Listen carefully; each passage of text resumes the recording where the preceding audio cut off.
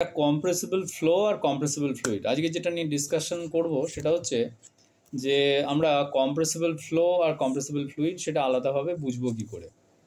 ওকে, তা compressible fluid মানে কি সেটা আমরা একটু ভালো করে বা সহজে বুঝতে পারি। যেরকম একটা ফ্লুইডকে সেটাকে যদি কোনো একটা জায়গায় কন্টেনারে আমরা মানে ভরে দিই, কন্টেনারে কন্টেন্ট করলাম, করার পর সেটাকে প্রেস করছি মানে প্রেশার দিচ্ছি, তো সেটার যদি ভলিউম কমে মানে প্রেশার বাড়ালে ভলিউম কমছে মানে কম্প্রেসড হচ্ছে, তো সেটা হলো কম্প্রেসিবল ফ্লুইড।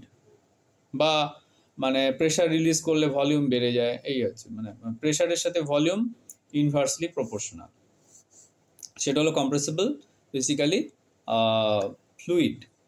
এবার ফ্লো হয় যদি মানে একটা ম্যাটেরিয়াল একটা ফ্লুইড যদি ফ্লো করে সেই অবস্থায় কম্প্রেসিবল, মানে ব্যাপারটা কীরকম, মানে ফ্লো হতে হতে সেটাকে আমি কম্প্রেস করবোই বা কী করে, আর ভলিউম মানে প্রেশার অ্যাপ্লাই করলে ভলিউম বা প্রেশারের সাথে ভলিউম চেঞ্জ করছে কিনা সেটা কী করে বুঝবো।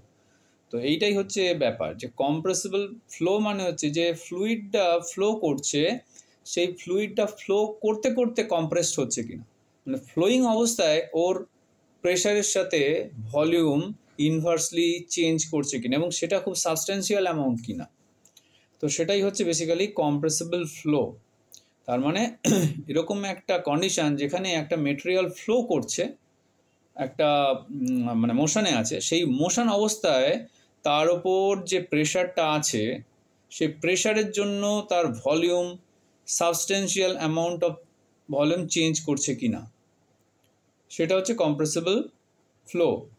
আচ্ছা, আর একটা ব্যাপার যেটা যে কম্প্রেসিবল ফ্লো হতে গেলে মেটেরিয়ালটাকে মানে ফ্লুইডটাকে অবভিয়াসলি কম্প্রেসিবল হতে হবে, মানে compressible flow requires that the fluid undergoing that flow must be compressible, কিন্তু উল্টোটা সত্যি না হতে পারে, মানে একটা ফ্লুইড কম্প্রেসিবল কিন্তু ফ্লো হওয়ার সময় সেটা কম্প্রেসিবল ফ্লো নাও দিতে পারে, সেটা ডিপেন্ড করছে যে ফ্লোয়ের কন্ডিশনটা কীরকম, it depends on the condition of the flow.